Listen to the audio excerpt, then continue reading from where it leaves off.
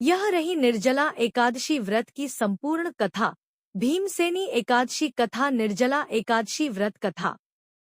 प्राचीन समय में पांडवों में सबसे बलशाली भीमसेन थे। वे अत्यंत भोजनप्रिय थे और अपनी प्रबल भूख के कारण किसी भी व्रत का पालन नहीं कर पाते थे। माता कुंती, युधिष्ठिर, अर्जुन, नकुल और सहदेव सभी वर्षभर आने वाली एकादशियों का व्रत करते थे, लेकिन भीमसेन के लिए उपवास करना बहुत कठिन था। एक दिन भीमसेन ने महर्षि वेदव्यास जी से कहा, गुरुदेव, मैं भगवान विष्णु का भक्त हूँ, परंतु भूख के कारण एकादशी का व्रत नहीं रख पाता।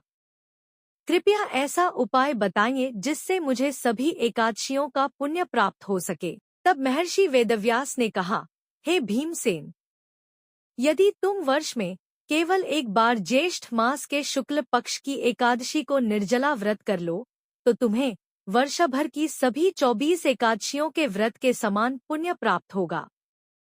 वेदव्यास जी ने बताया कि इस दिन सूर्योदय से लेकर अगले दिन द्वादशी के पारण तक अन्न और जल दोनों का त्याग करना होगा।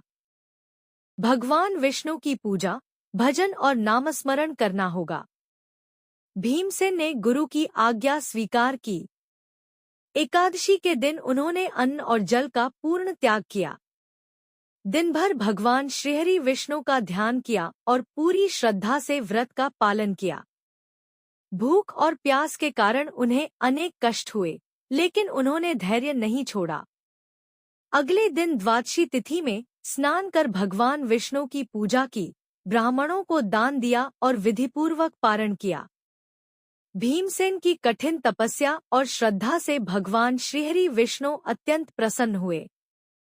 उन्होंने दर्शन देकर कहा, हे भीम, जो भक्त श्रद्धा और विश्वास से निर्जला एकादशी का व्रत करेगा, उसे सभी एकादशियों का पुण्य प्राप्त होगा और अंत में मेरे धाम को प्राप्त होगा। तभी से यह व्रत भीमसेनी एकादशी और पांडव एकादशी के नाम से प्रसिद्ध हो गया। कथा का फल। भगवान विष्णु और माता लक्ष्मी की कृपा प्राप्त होती है। पापों का नाश होता है। सुख, शांति और समृद्धि बढ़ती है। सभी एकादशियों के समान पुण्य फल मिलता है। मोक्ष की प्राप्ति का मार्ग प्रशस्त होता है। ओम नमो भगवते वासुदेवाय। जय श्री हरि विष्णु। निर्जला एकादशी माता की जय। सनातन धर्म की जय।